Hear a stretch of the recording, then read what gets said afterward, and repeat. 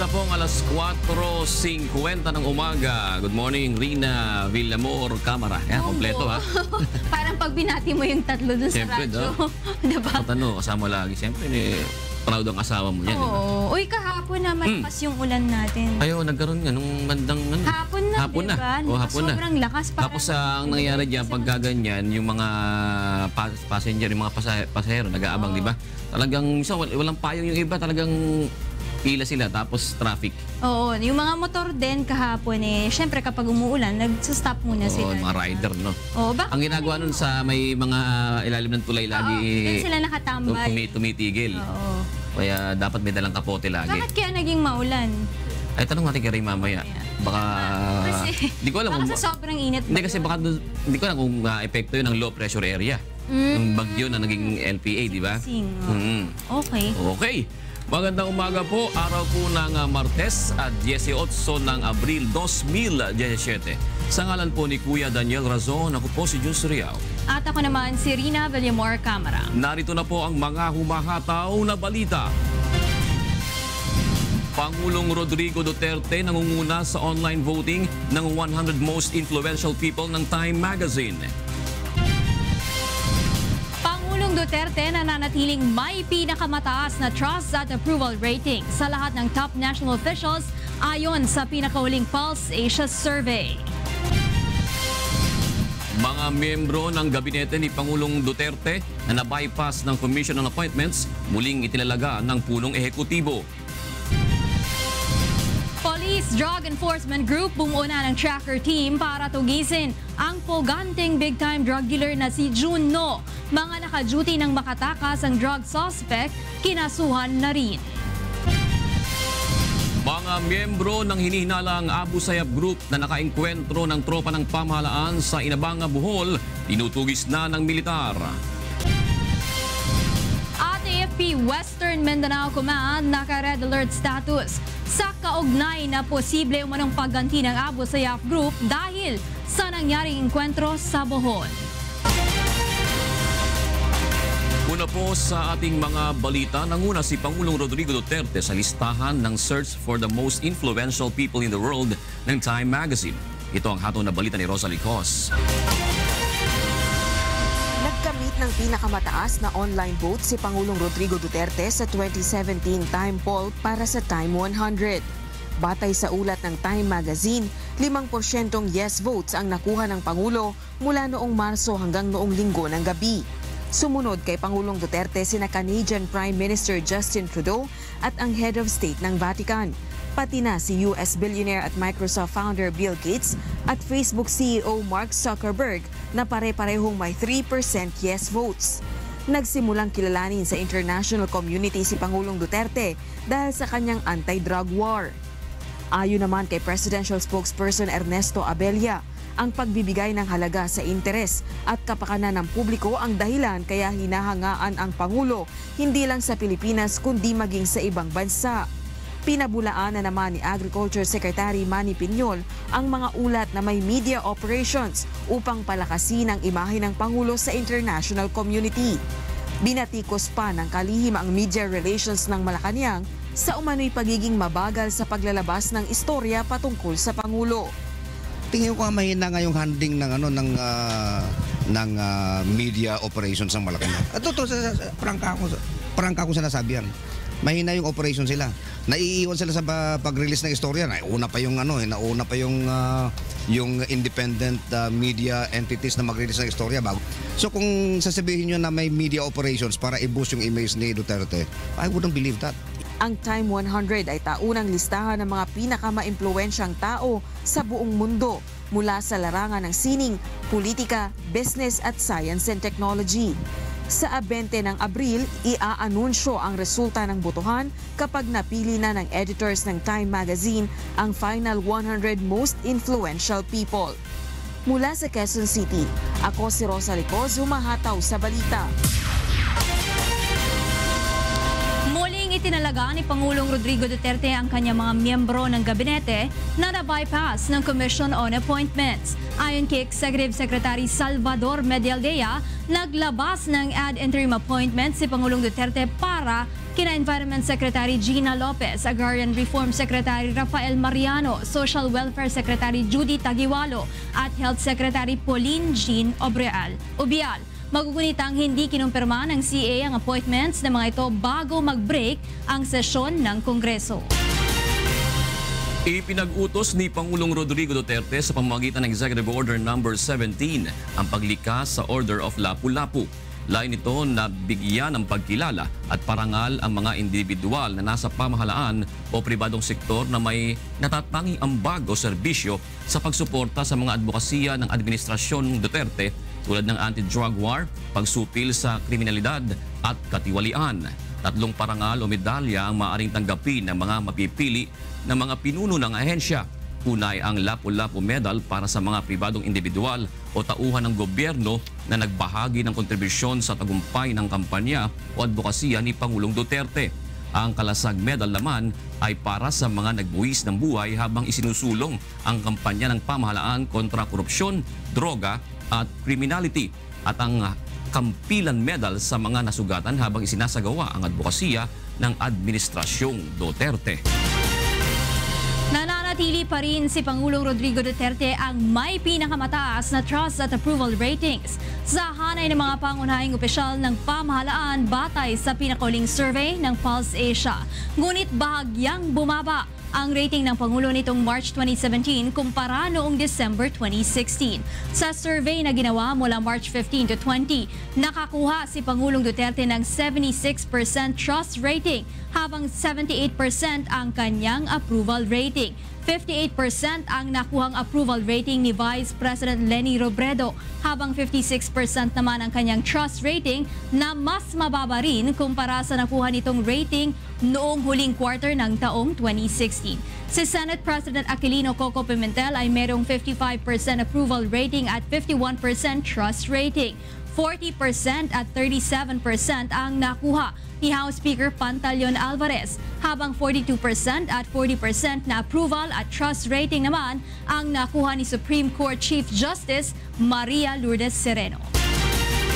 Naniniwala ang karamihan sa mga Pilipino na mahalaga ang relihiyon sa pang-araw-araw na pamumuhay. Batay sa pinakabagong survey ng Social Weather Station o SWS, lumabas na 85% o 8 sa 10 Pilipino ang nagsasabi na napaka-importante ng relihiyon sa kanila habang 15% naman ang naniniwalang hindi ito mahalaga.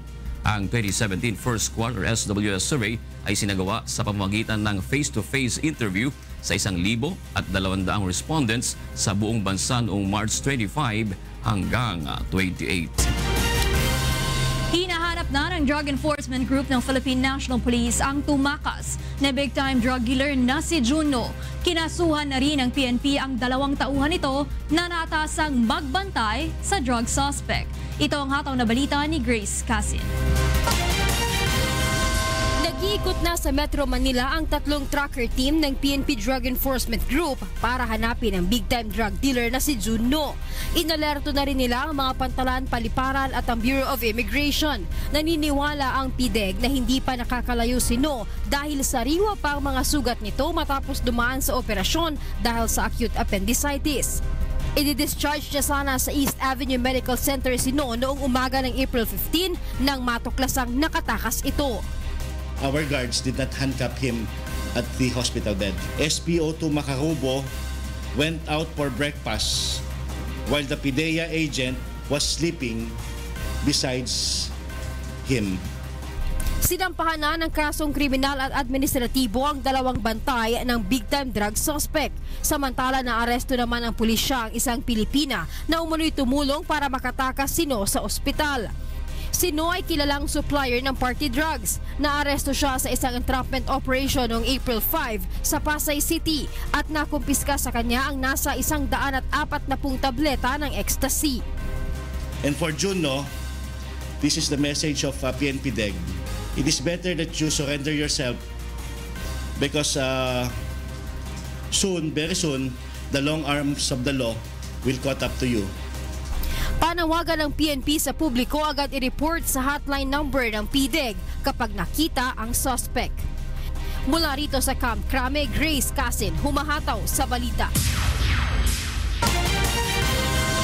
Patuloy na tinutugis ng tropa ng pamahalaan ang mga umano'y membro ng bandidong Abu Sayyaf Group na nakatakas sa naganap na engkwentro sa Inabanga, Bohol. Ito ang hataw na balita ni Leslie Longbowen. Personal namang nakiramay si Pangulong Rodrigo Duterte sa mga kaanak ng sundalong nasawi sa sagupaan ng mga hinihinalang Abu Sayyaf sa Bohol. Dumiretso kahapon ang Pangulo sa San Jose, Batangas matapos ang kanyang arrival speech sa Ninoy Aquino International Airport. Iginawad ng Pangulo kay Second Lieutenant Estelito Saldua ang Gold Cross Medal bilang pagkilala sa kanyang katapangan ng labanan ng mga sumalakay na armadong grupo sa Inabanga, Bohol noong April 11. Nagbigay din ng tulong pinansyal ang Pangulo sa mga naulila ni Saldua. Ang pamahalaang panlalawigan naman ng Batangas ay nagbigay ng college scholarship grant para sa mga kapatid ng nasawing sundalo. Samantala, patuloy ang mahigpit na pagbabantay ng militar sa Western Mindanao. Ito ay dahil sa posible umanong paghahasik ng karahasan ng Abu Sayyaf Group bilang pagganti sa nangyari sa hinihinalang kasamahan nila na nasawi sa engkwentro sa Bohol. Ito ang hataw na balita ni Dante Amento. Itinuring ng Armed Forces of the Philippines, Westmencom na kasunod na Abu Sabaya ang napatay na Abu Sayyaf Group sa Bohol na si Sub-Leader Muammar Ascali alias Abu Rami. Kaya naman naniniwala ang militar na mataas ang posibilidad na gaganti ang mga kasamahan nito sa sinapit ng kanilang pinuno. Dahil dito, naka-red alert status na ang kanilang buong pwersa. Yun lang natin, ang red alert natin, alert memo natin started last Monday. And the possibility of retaliation is very, very possible. Hindi muna maaring magbakasyon ang mga sundalo at inatasang manatili sa kanilang mga post. Samantala, patuloy din ang mas pinaigting na pagtugis ng Armed Forces sa mga Abu Sayyaf sa Basilan at Sulu.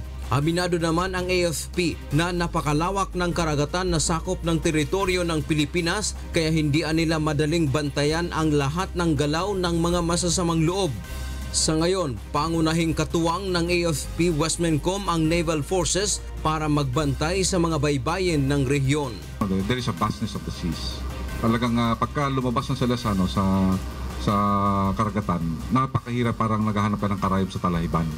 The NAVFORWEM is on full speed ahead in our job in order for us to support the mission of Western Mindanao Command. Mula Zamboanga City, ako si Dante Amento, humahataw sa balita.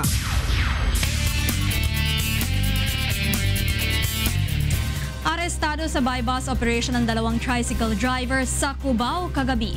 Ayon sa PNP, supplier umano ng drugs ang mga suspects sa mga kargador sa palengke. Alamin natin ang iba pang mga detalye mula kay Maki Libradilla live. Yes, Maki, go ahead. Yes, Rina, dalawang magkahiwalay na buy-bust operation ang isinagawa ng Quezon City Station 7 Drug Enforcement Team sa Barangay E. Rodriguez kagabi. Target ng operasyon ang dalawang tricycle driver na nagbabagsak umano ng shabu sa mga tricycle driver at kargador sa Q-Mart. Unang nahuli si Gary Boy Padual sa West Point, corner Ermin Garcia Street matapos tanggapin ang buy-bust money mula sa isang nagpanggap na buyer. Sunod namang naaresto si Efren Espelita sa kabilang kanto ng Anapolis, corner Ermin Garcia Street. Ayon sa otoridad, pamangkin ng kapitan ng Barangay E. Rodriguez si Efren. Ito rin anyang nagsumbong sa mga pulis sa iligal na gawain ng pamangkin. Si Gary naman ay dati nang sumuko sa barangay subalit bumalik sa iligal na gawain. At ang mga nakalagay doon sa pag-surrender nila ay mga user lang. At ngayon itong huli, dahil sa tulong ng barangay chairman natin si Kaplakay, nalaman po namin na nag-level up na po itong dalawa, nagtulak na po sila. Aminado naman ang mga sospek sa paratang ng mga pulis. Sa ngayon ay nakadetain ang dalawa sa QCPD Station 7 na nahaharap sa kasong paglabag sa Comprehensive Dangerous Drugs Act. Yan mo ng latest mula dito sa Quezon City. Ako si Maki Libradilla, humahataw sa balita. Maraming salamat sa iyo, Maki Libradilla. Makihuntahan na po tayo sa Radyo La Verdad 1350 with Atty. G, Bet at Jocas. Good morning. Good morning. Magandang umaga. Kuya Jun. And Tita Rina. Hi! Nakahabol ka ba? Atty. G, nakahabol ka ba kahapon? Sa? Sa pagpa-file? Ay, oo. Siya ang may Maaga pa siya. Dala ni Prof. George kahapon pa lang habang nandito siya ang pera. Ang 66 million. Manager's check. Manager's check. MC. Mas sinigurado na namin magbayad na lamang kaysa mag-question. Siyempre. Kasi pag nag-question ka pa, tatagal-tagal, yun din naman ang magiging decision dyan eh. So, penalty. Gawa mo na lang ng para. Ako, pero gusto ko lang liwanagin na June at Rina. Hanggang alauna ng kahapon hindi ko alam na makakapagbabayad kami. Kasi kahapon pa ng umaga, katext ko sila, kausap ko sila, wala pa kaming nakukolekta na kumpleto. So, mga bandang alas 12 pa nakabili ng nakapagpapalit ng manager's check. Ibig sabihin, Prof. George, nagambag-ambag pa. Oo, talagang fairness sa kanila. Alam ko dahil kaya pag alis ko dito nakikipag-communicate. Ano ba? Kasi hinahanda ko yung motion for reconsideration. Kasi dapat mag-MR na lang ako kung tama ba yung computation o hindi. Kasi sa aking paniniwala, sure ako doon mali ang computation. Kaya malaki masyado? Hindi dapat kasi, mas mababa ba? Mas mababa talaga. Dapat mga 17-18 million lang. Isipin nyo, 66 million ang pinapadeposito sa amin. Napakalaki talaga ng difference. Magkano ang nambag mo dito, Bet? Nakita ko si Tita Ben 500 pesos. Nakita ko yun. Kaya nagdeposito na sapagkat sa ganyan naman kapag hindi mo na ubus lahat yun, ibabalik yun sa nagdeposito. Yun naman yun. Nagpa-identify ba, Prof. George? Nandun lahat. Yung mga nangambag? Madami mga ROA doon. Mga 3 yata yung ROA doon. Mga taga Cagayan de Oro, mga ROA?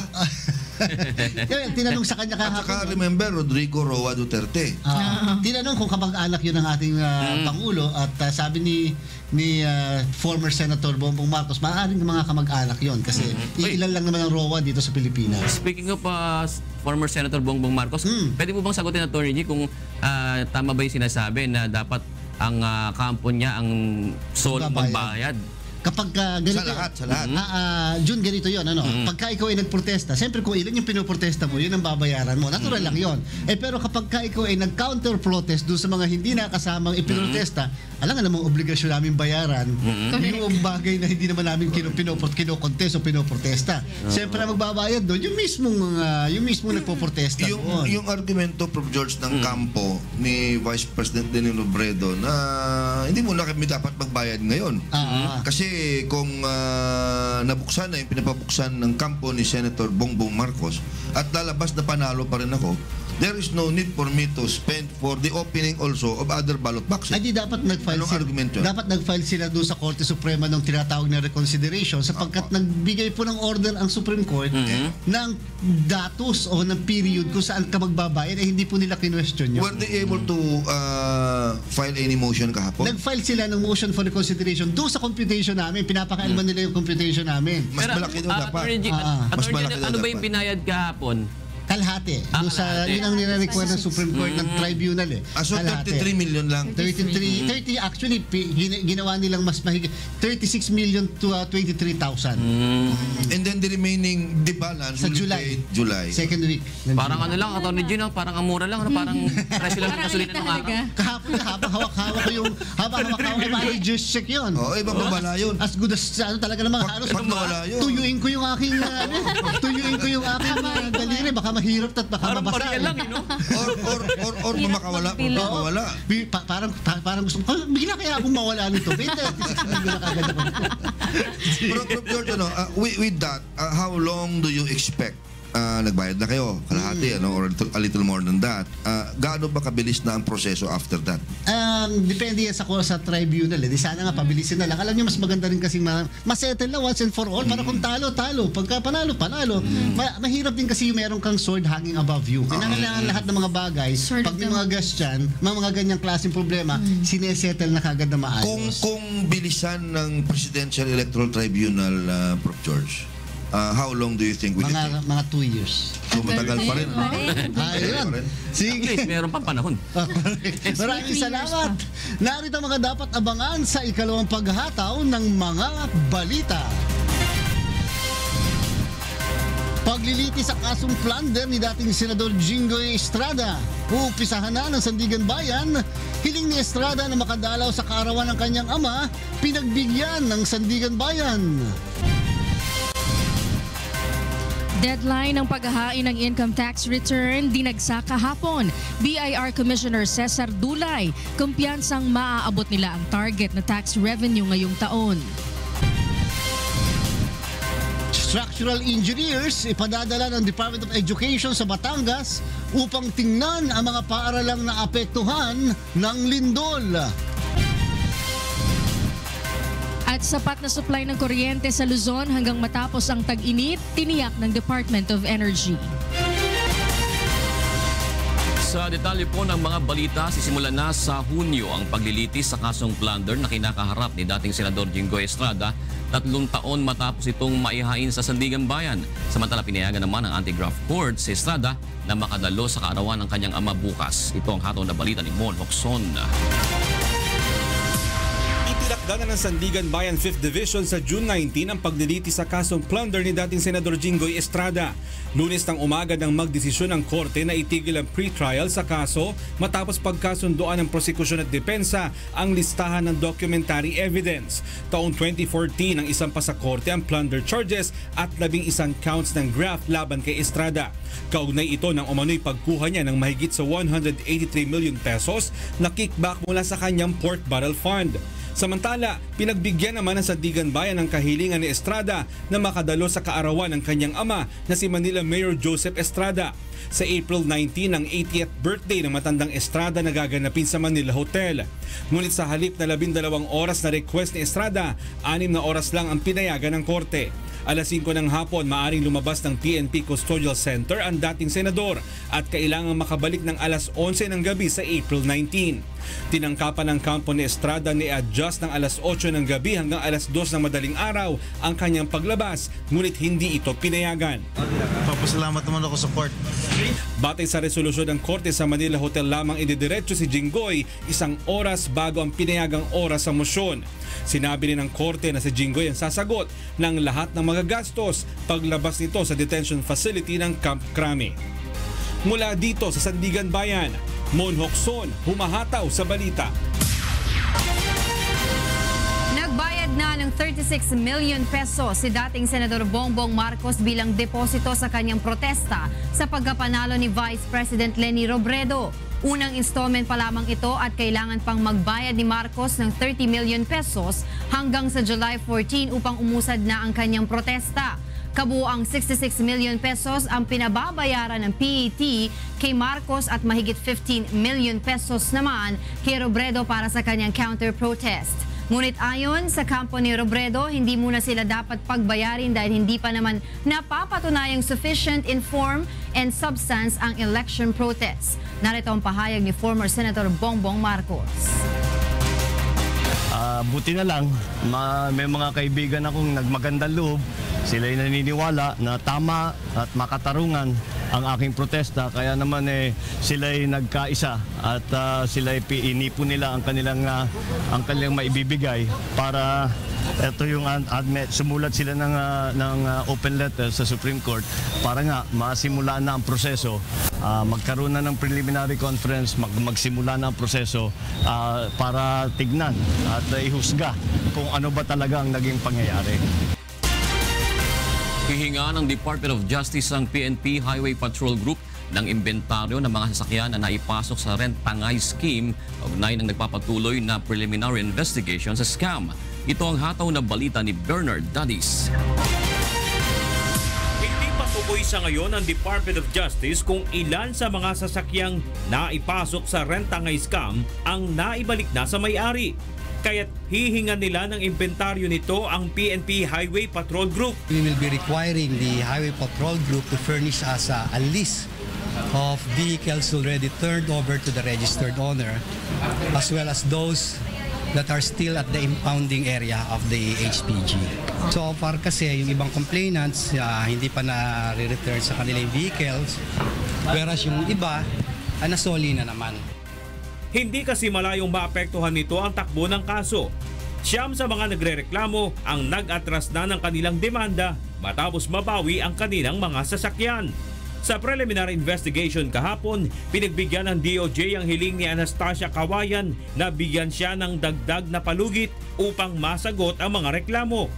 Kapatid siya ng itinuturong utak ng Red Tangay na si Rafaela Anunciacion. In the interest of justice, we grant her motion and give her additional 2 days to submit her counter. Sisimula naman ng DOJ sa April 26 ang preliminary investigation sa mga reklamong syndicated estafa at carnapping na isinampa ng NBI sa mga pasimuno ng Red Tangay. Bernard Dadis, humahataw sa balita. Dumagsa kahapon sa tanggapan ng Bureau of Internal Revenue ang mga humabol sa deadline ng paghahain ng income tax return. Samantala, tiwala naman si Internal Revenue Commissioner Cesar Dulay na maaabot ng kawanihan ang target nitong tax revenue ngayong taon. Ito ang hataw na balita ni Leslie Longbowen. Maaga pa lamang ay pumila na ang ilan sa ating mga kababayan sa tanggapan ng Bureau of Internal Revenue sa Quezon Avenue upang mag-file ng income tax return. Sakop ng tanggapan ang Quezon City, Marikina, Pasig, Mandaluyong, Cainta, San Juan, Novaliches at Cubao. Bagaman deadline na ng ITR filing kahapon, sinabi ng ilang taxpayer na mas madali ang proseso ngayon kumpara noong mga nakalipas na taon. Umalis naman ako ng Tuesday, kaya ito na lang last day. Mabilis. Mabilis ngayon kaysa noon. Sa pag-filing ngayon, mas maganda compared sa last year. Una-una, medyo coordinated lahat, saka pabilis. Ang mga taxpayer na hindi umabot sa deadline ay magkakaroon ng penalty na 20% interest per annum at 25% surcharge. Samantala, kumpiyansa naman si Internal Revenue Commissioner Cesar Dulay na makakamit ng kawanihan ang target nitong koleksyon. Ngayong taon, aabot sa 1.8 hanggang 1.9 trillion ang target tax revenue collection. 60% nito ay manggagaling sa buwis na babayaran ng malalaking korporasyon sa bansa. Yung first 3 months namin, maganda ang resulta. Sana tuloy-tuloy yan. Itong April, this is income tax filing time, so mas malaki pa siguro ang malilikom natin. Mula sa Quezon City, ako si Leslie Longbowen, humahataw sa balita. Tiniyak ng Department of Energy na sapat ang supply ng kuryente sa Luzon hanggang sa matapos ang panahon ng tag-init. Ito ang hataw na balita ni Nel Maribuhok. Balik operasyon na simula pa kahapon ang 4 na power plant na nagsusupply ng kuryente sa Luzon grid. Ito ay ang Malaya Power Plant, Ilihan, Santa Rita at San Lorenzo Power Plant. Dahil dito sinabi ng Department of Energy na malaki ang posibilidad na hindi naninipis ang reserba ng kuryente sa Luzon hanggang sa matapos ang panahon ng tag-init. Maliban na lamang kung magkakaroon ng hindi inaasahang pangyayari na makakasira sa mga planta. The figures are showing us na meron tayong sapat na kuryente hanggang malampasan natin yung tag-init. Sa datos ng Department of Energy, umaabot na sa 10,797 megawatts ang power capacity sa Luzon. Mahigit naman sa 9,000 megawatts ang naitalang demand ng kuryente kahapon. Sa mga susunod na araw ay inaasahan na rin ang pagbabalik operasyon ng mga 3 pang planta na naapektuhan ng lindol sa Batangas noong nakaraang linggo. Wala namang nakikitang pagtaas sa singil ng kuryente ang DOE sa mga susunod na buwan. Walang problema masyado sa rates. The prices in the spot market, pababa siya. So, kung sasabayan pa natin ng demand side, meron ka ng savings. Sa kabila nito, nanawagan pa rin sila sa publiko na magtipid sa konsumo ng kuryente upang maiwasan ang brownout. Mula sa Taguig City, ako si Nel Maribuhok, humahataw sa balita. Nag-iikot ngayon sa bansa ang 6 na mobile computer laboratories upang turuan ang mga estudyante sa mga pampublikong paaralan sa paggamit ng computer. Ito ang hataw na balita ni Aiko Miguel. Pinalawi Lawig pa ng 5 taon ang kasunduan ng Department of Education at isang pribadong paaralan para sa pag-iikot ng mobile computer schools sa bansa. 2015 ang simulan ang programa sa ilalim ng Alternative Learning School o ALS ng DepEd. Kasama sa itinuturo sa mobile computer labs ang basic computer programming mula kindergarten hanggang senior high school. 24 hanggang 30 computer sets ang kasya sa mobile computer laboratory. Air-conditioned ang bus at mayroon din itong internet connection. Kompleto ang computer sets ng computer programs para sa edukasyon ng mga mararalitang kabataan mula sa malalayong lugar. Dati ay sa mga pampublikong paaralan lamang sa bansa dinadala ang mga mobile schools. Ngayon ay dadalhin na rin ito sa mga lugar na malayo sa kabihasnan. 3 units ang nakatalaga sa Metro Manila at Luzon, isa sa Visayas Region at 2 naman sa Mindanao. Target ng kagawaran na maabot ang lahat ng mga kabataan sa bansa, nag-aaral man o out-of-school youth. We are aware of the fact that more than 5 million children are out of the school system. We are also aware that our 25 million learners in the school system need to be capacitated. One of the requirements of Secretary Briones is we concentrate on alternative learning system, or ALS, so that we can reach out to out-of-school youth. That is something that we have to provide for.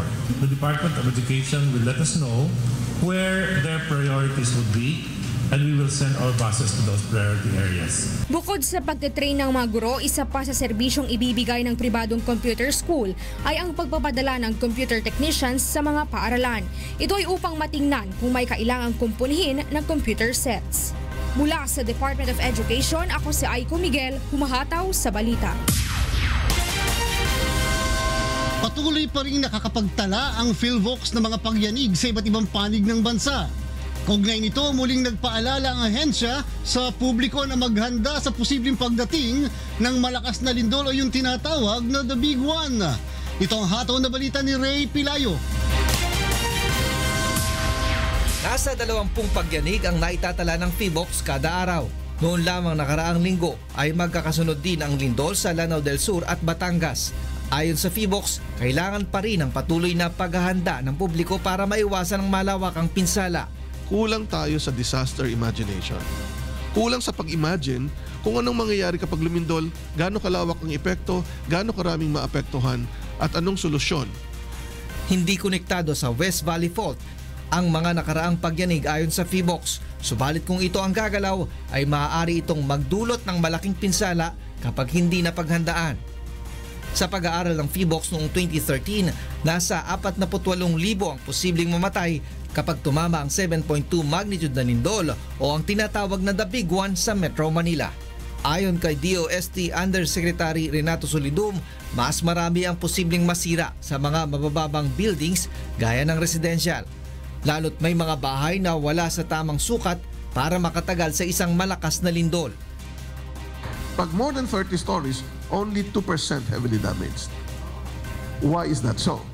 Because very high-rise buildings use newer technology, very recent, and they hire very good structural engineers. Payo ng PhilVox sa publiko, alamin kung nakapatong ang bahay sa isang fault. Dapat rin ay may distansya itong 5 metro mula sa fault. Mas mainam rin kumonsulta sa local building officials kung wala sa tamang sukat ang mga materyales na ginamit. Minimum kasi 6 inches na hollow blocks ang lapad at minimum na 10 millimeters na bakal. Okay? Yun lang. Kung may problema, kailangan ayusin yan. Mangonsulta sa mga engineer. Magsagawa din ng earthquake drill kahit sa mga tahanan para alam ang gagawin ng bawat miyembro ng pamilya sa oras ng sakuna.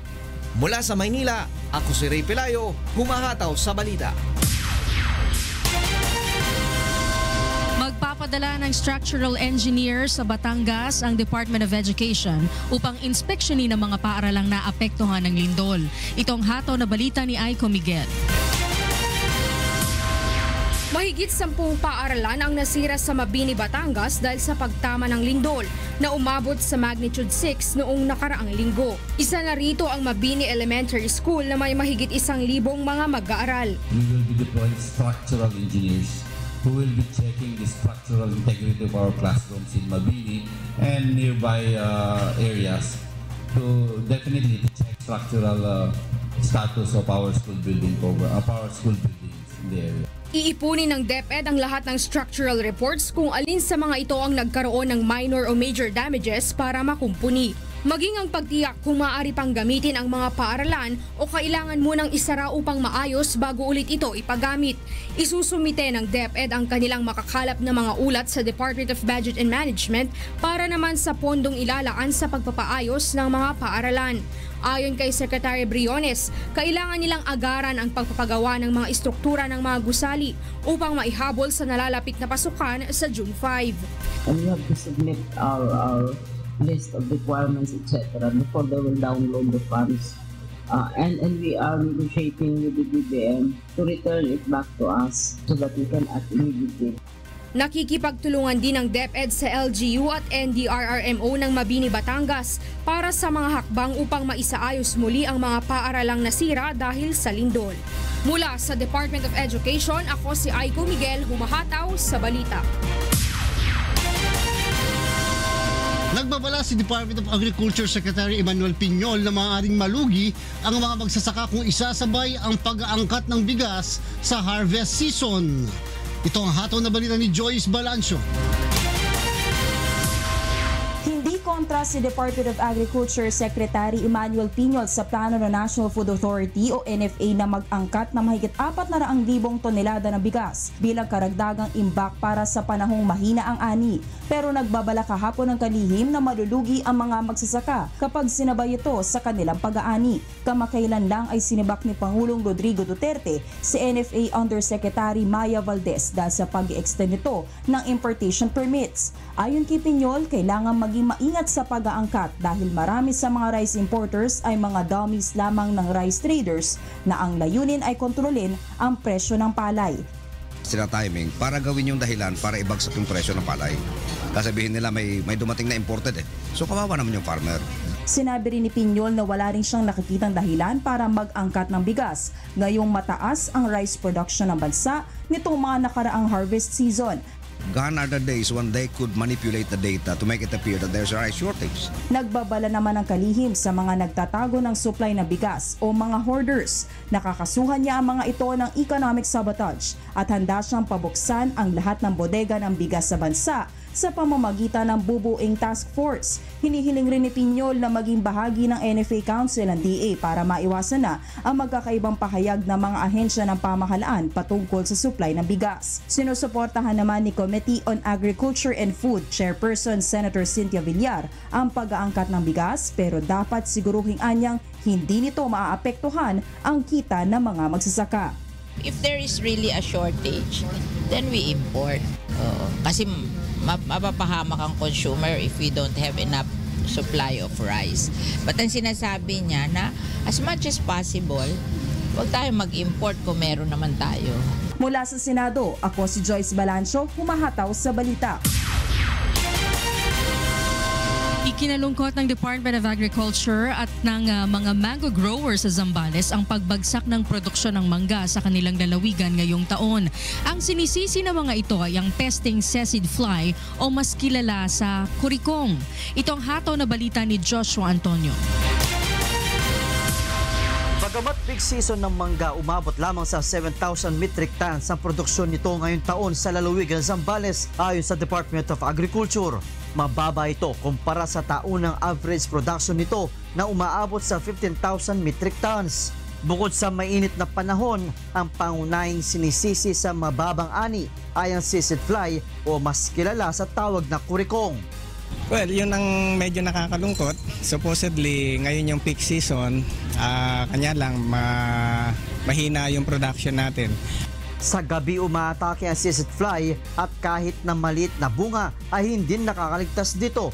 Kaya naman kahit lumaki pa ito ay hindi na mapapakinabangan.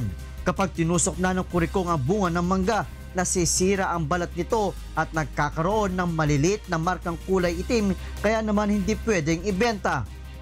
Upang maiwasan na maapektuhan ng mga sissid fly o mas kilala na kurikong ang mga bunga ng mangga, ang ginagawa ng mga mango growers ay binabalot ng papel katulad dito para hindi matusok ng mga naturang peste. Kabilang si Mang Aldrin na lubos na naapektuhan ng peste. Ang 1 milyong piso naging puhunan nito sa 6 na hektarya na taniman ng mangga ngayong taon, hindi pa rin anya nababawi. Ang matinding problema namin ngayon dito yung sa kurikong, yung sa seed fly, yung tumutusok ng mga bunga ng mangga. Dahil sa peste, malaki ngayon ang itinaas sa presyo ng mangga. Ang dating 50 to 60 pesos kada kilo, ngayon ay umaabot na sa 120 hanggang 150 pesos. Plano naman ng Department of Agriculture na mag-seminar sa mga mango grower kung papaano maiwasan ang pesteng sisig fly. Mula sa Zambales, ako si Joshua Antonio, mahataw sa balita. Para sa mga karagdagang balita, bumisita lamang sa aming website na untvweb.com. At narito naman ang mga balitang dapat abangan sa ikatlong paghataw ng mga balita. Ilang bahagi ng Regalado Avenue sa Quezon City isinara muna sa mga motorista para sa pagsisimula ng konstruksyon ng MRT-7 Phase 1. Presyo ng mga produktong petrolyo muling tumaas sa ikatlong pagkakataon ngayong buwan. Kampanya para sa 2017 presidential election sa South Korea nagsimula na.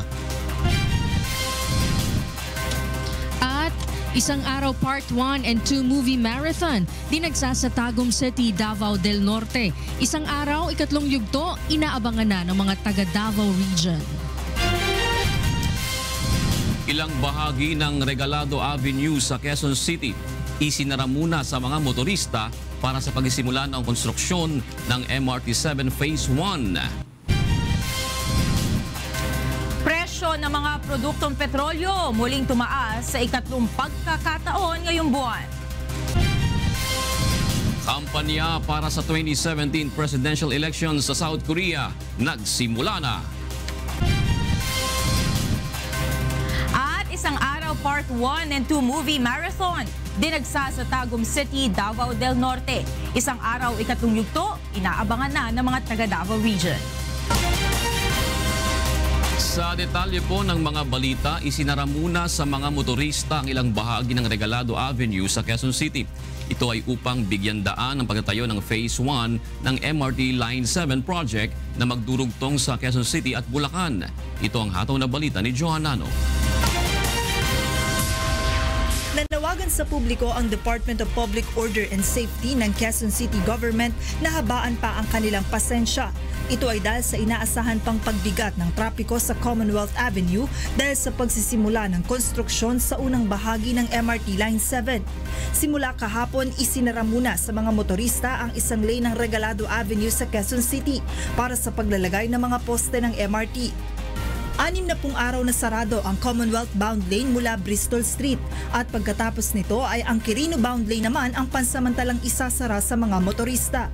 Ayon sa Traffic Operation Division ng Quezon City, sa ngayon ay hindi pa gaanong masikip ang trapiko sa lugar.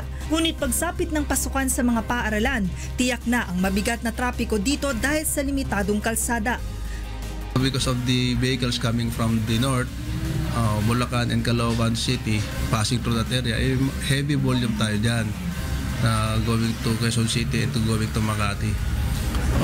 Because of the vacation naman, wala nang pasok ng mga estudyante, medyo magating kanina. Pinapayuhan naman ng mga motorista na gamitin ang mga alternatibong ruta upang makaiwas sa matinding traffic. 2 linggo ang inilaang panahon ng lokal na pamahalaan upang maipaalam sa mga motorista ang traffic rerouting scheme sa lugar. Binubuo ng 14 na istasyon ng MRT-7 project na inaasahang magdurugtong sa North Avenue sa Quezon City hanggang sa San Jose del Monte, Bulacan. Sa kakaginhawa naman natin, pagka natapos po yung MRT-7 project, sa kakaginhawa ng ating mga mananakay na kaming mga taga Bulacan, Caloocan, and the Quezon City areas.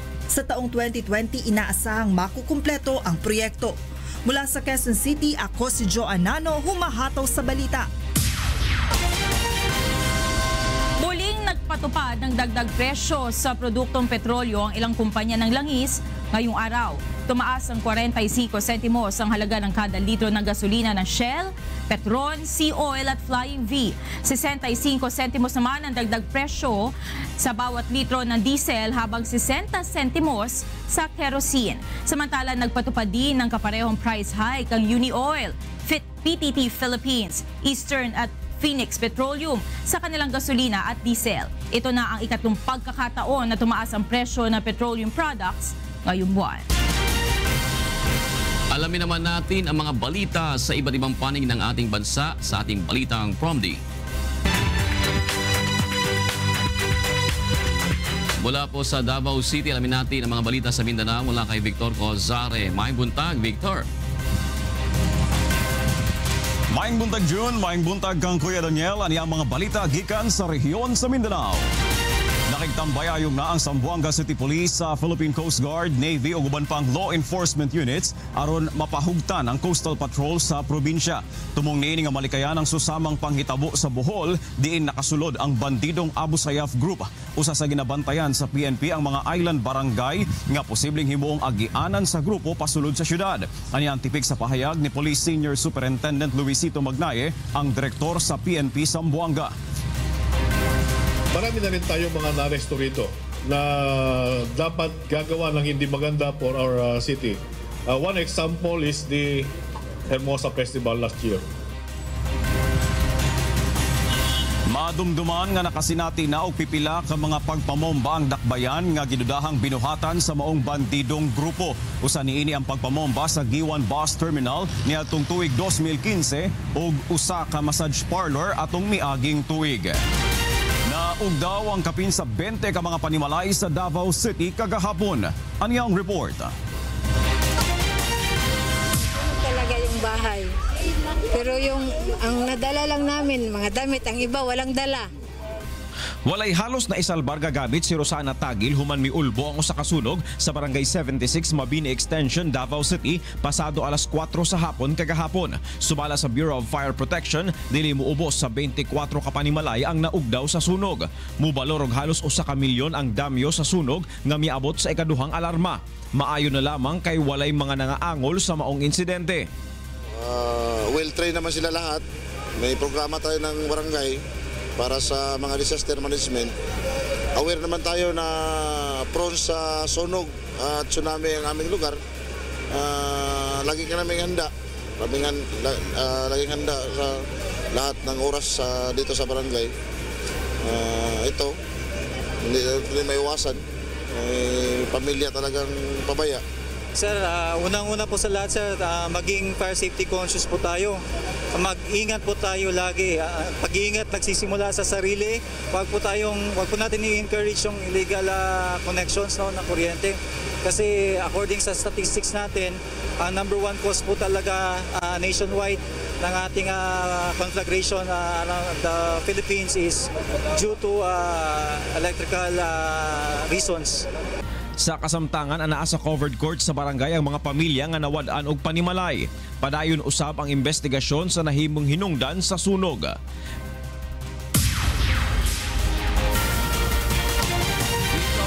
Sa Davao City Transport and Traffic Management Office ang nagkadaghang kaso sa paglapas sa balaod sa trapiko sa Dakbayan.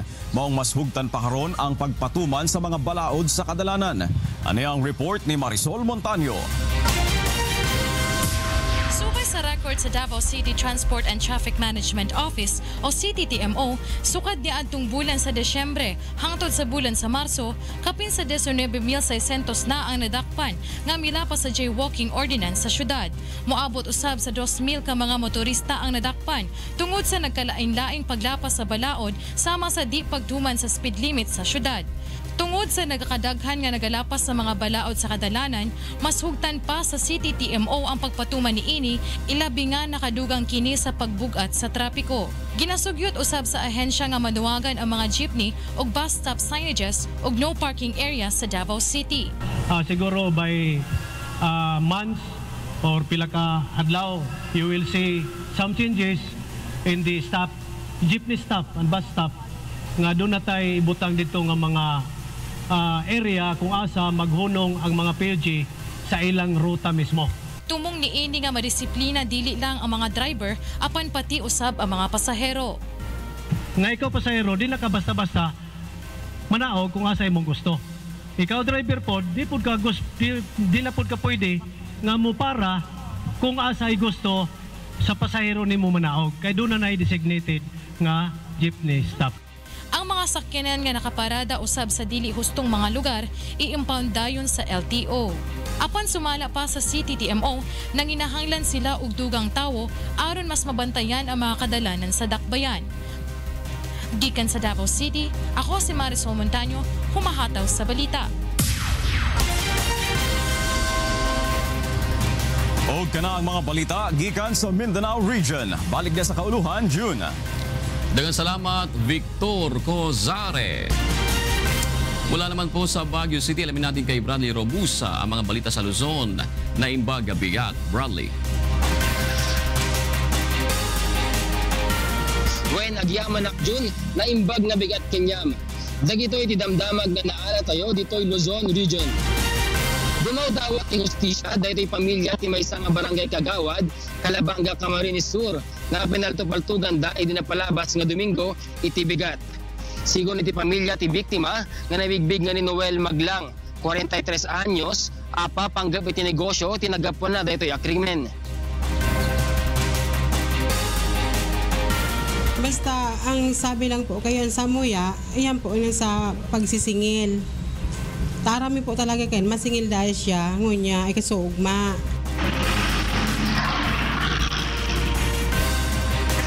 Base sa initial nga report ti police, nakalugan iti motorsiklo da iti biktima, kadwa pa iti may isang lalaki nga pinaltupaltugan da, ihaan pa mabigbig nga suspect.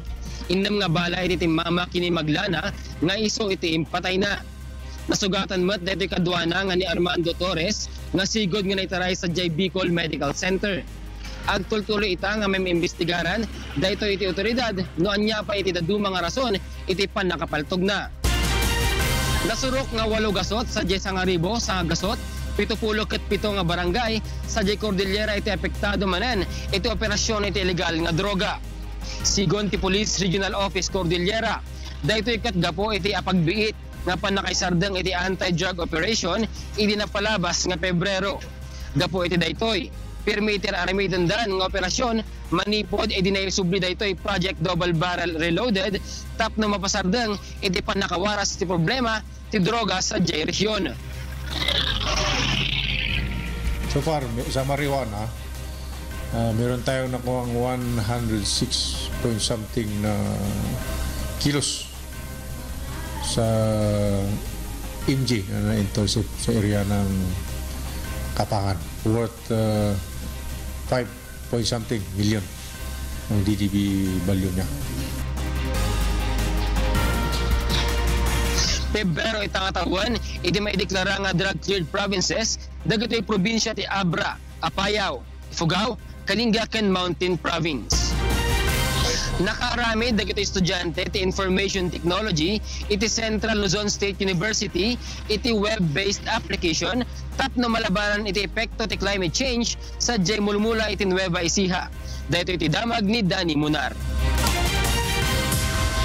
ICT-based application na tinawag na Crop Positive ang nagwagi sa taunang Agri-Hackathon ng Philippine Rice Institute of Field Rice sa Science City of Muñoz sa Nueva Ecija noong nakaraang buwan. May kakayahan itong i-monitor ang kasalukuyan temperature at humidity ng isang sakahan sa pamamagitan ng temperature sensor. Kaya rin itong ma-detect at kumuha ng larawan ng mga peste na maaring dumapo sa mga pananim. May soil moisture sensor rin ang application upang matukoy kung sapat ang supply ng tubig sa isang sakahan. Lahat ng impormasyon ay aanalisahin at interpret ng isang web-based information system at imo-monitor sa pamamagitan ng computer.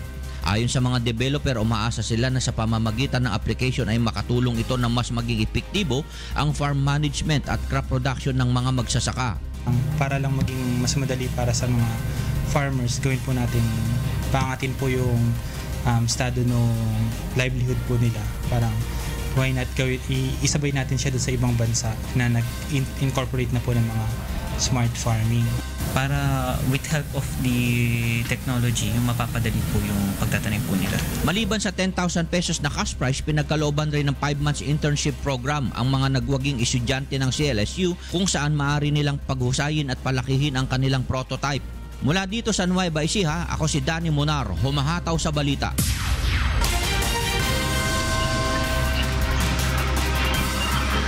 Dagita ti damdamag nga naalat tayo, dito'y Luzon Region.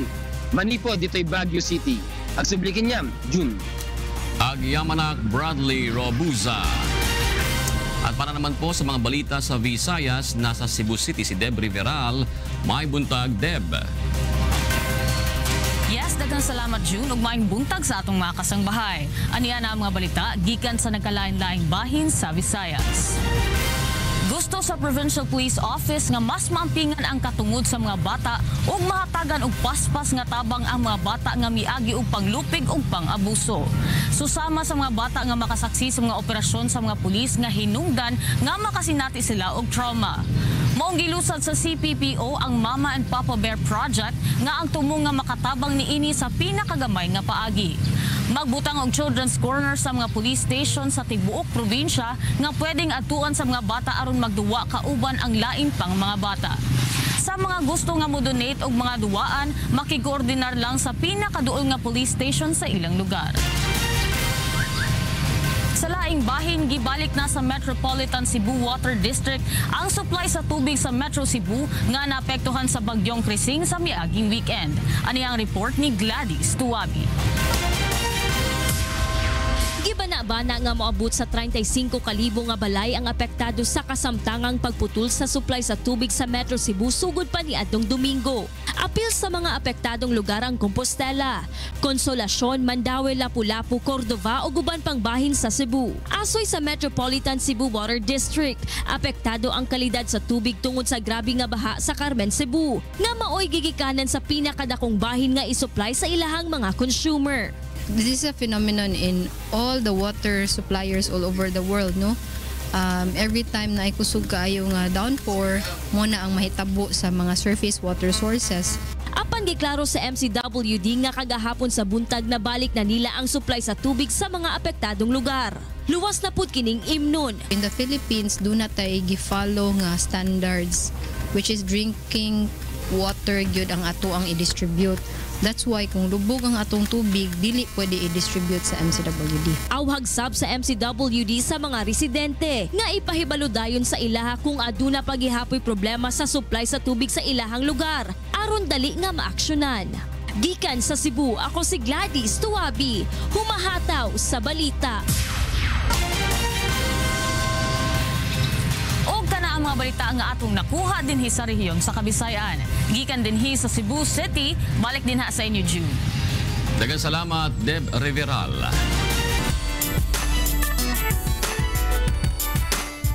Naaliw ang mga kababayan natin sa Tagum, Davao del Norte na nanonood na advocacy film ni Kuya Daniel Razon, ang Isang Araw Part 1 and 2. Kaya naman inaabangan na rin nila ang Isang Araw ikatlong yugto na inaasahang ipalalabas sa Davao Region sa susunod na buwan. Ito ang hataw na balita ni Janice Enhente. Maliban sa iba't ibang lugar sa Luzon, maging ang mga kababayan natin sa Mindanao ay nakapanood na rin ng hinahangaang pelikula na mula sa panulat at direksyon ni Kuya Daniel Razon, ang Isang Araw. Sa RDR Gymnasium sa Tagum City, Davao del Norte, kung saan isinagawa ang movie marathon ng Isang Araw Part 1 and 2. May mga napahalakhak, hinilig at napaiyak sa iba't ibang eksena ng pelikula. At higit sa lahat, may mga natutunang aral. Tulad ng magkakaibigang sila Evan, Carl at Cherish na humanga sa konsepto at naturang advocacy film. Ang hindi po ako nalilimutan sa sinabi ni Kuya Daniel ay yung paggawa ng mabuti ay hindi magbubunga ng masama po. Hindi po ang hindi ko talaga makakalimutan na kataga na kanyang sinabi. Maganda po yung movie, tapos yung sa mga kay Kuya Daniel po, yung paano po siya nagde-deliver ng kanyang pag-act po. Iniimbitahan po namin kayo na manood ng Part 3 ng Isang Araw ikatlong yugto. Bale, sulit po ang lahat ng presentation. Hindi naman naging hadlang sa 60 anyos na si Nanay Neneng Pingkain ang katandaan upang bumiyahe at makapanood ng isang araw Part 1 and 2 movie marathon. Hindi natin inaksaya ang ating panahon. Marami tayong napulot na aral. Para naman kay Marilyn Cevalosa, na bumiyahe mula Laa Compostela Valley hanggang Tagum City. Sulit na sulit ang kanyang panonood. Sobrang saya po kasi talagang isang araw lang marami ka lang napupulot na aral. At ang galing ni Brother Daniel. Matapos mapanood at matutunan ang mabuting aral ng isang araw movie part 1 na 2, excited naman ang mga taga Davao Region sa third installment ng pelikula. Sa susunod na buwan, inaasahang mapapanood na ng mga taga Davao Region ang isang araw ikatlong yugto na puno ng aksyon, mayroon ding drama at comedy at syempre, sagana pa rin sa mapupulot na aral. Ako si Janice Hente, humahataw sa balita. Samantala, para naman po sa ating sports news, narito si Rina Villamor, Kamara. Good morning ulit, Rina. Hi June, good morning ulit. O, usapang tennis muna tayo. Tennis, pero alam nyo na, na bago ang tennis, Ano ba sukat ng tennis court, Ha? Rina? Ba't pa sa akin tinanong agad dyan? May trivia ko, diba? Panira ka naman ng trivia ko. Bakit? Ay, matrivia mo? Oo, kung saan nagmula yung word na tennis. Nagmula. Hindi, sagutin mo muna. Ano sukat ng tennis court? Aalamin ko yan bukas. Para sa'yo. Walang bigla mag-research eh. Para ako nag-graded recitation dito. Sige. Ano ba yung gusto mo sabihin muna pala? Kasi ang tennis ay galing sa French word na jeu de paume. Jeu de mo? Oo, game of the palm. Kasi dati pala, ang tennis wala palang racket. So, ito muna. So, pag nilalaro mo siya, gamit lang yung kamay mo. Oh, parang ng mga bata tayo, di ba? Pag wala kang raketa. Aha? Parang ng bata tayo, pag wala kang raketa, di ba? Oo. Parang ganun muna gagawin mo. Lang, palad lang talaga yung ginagawa nila dyan sa tennis na yan. Tapos ang gawa ng bola nila, gawa ito sa wool, no? Sa parang stomach ng mga sheep, no? Na ginagawa nilang wool, tapos binibilog lang nila yun, tapos binubuhol-buhol lang nila. Yun yung unang tennis ball. Tapos na-imbento lamang yung kanilang tennis racket dahil nga nahiligan ni King Henry VIII ng London itong tennis na ito. Kaya nagpagawa siya ng racket. Royal sport pala yan, ha? Yes, oo. At ang unang gumawa ng racket na nga na yan ay si Whitefield. Whitefield? Oo, Whitefield. Mr. Major Whitefield ang pangalan niya. 1874 yung unang tennis racket. Tapos yung ating bola naman, unang nagawa yan by Charles Goodyear. Mukhang na-generate mo na sa isip mo yung sagot, ha? Oo. 78 feet by 70. Ba, 36 feet daw. Oo. For single match yan. Ba, matindi, ha? Bilis, no? Bilis, ha? Ako rin, meron akong ano ganda. Yari ka na yan. Sige. Ay, tayo mag-research dahil tingnan ko lang. Ano yun? Yung, kasi 78 by 27 pag 27 singles. Pag single. 78 by 36 kapag double. Halatang may code, di ko tumitingin sa diba? Pero yung service line pala is 21 feet away from the net. The net, Magandang cardio workout ang tennis. Ay, oo, mabilis takbo ka ng makapayat. takbo. Diba? Ang hirap-hirap naman, ha? Hindi halatang binago kagad ni Rina yung usapan, di ba? Hindi, kasi parang fitness din, di ba? Na-train si Rina ng ganyan. Pagka hindi mo alam ang sagot, ano mo na kagad, i-cambio mo na. Pero parang tennis pa rin ang dating. At least may connection pa rin, di ba?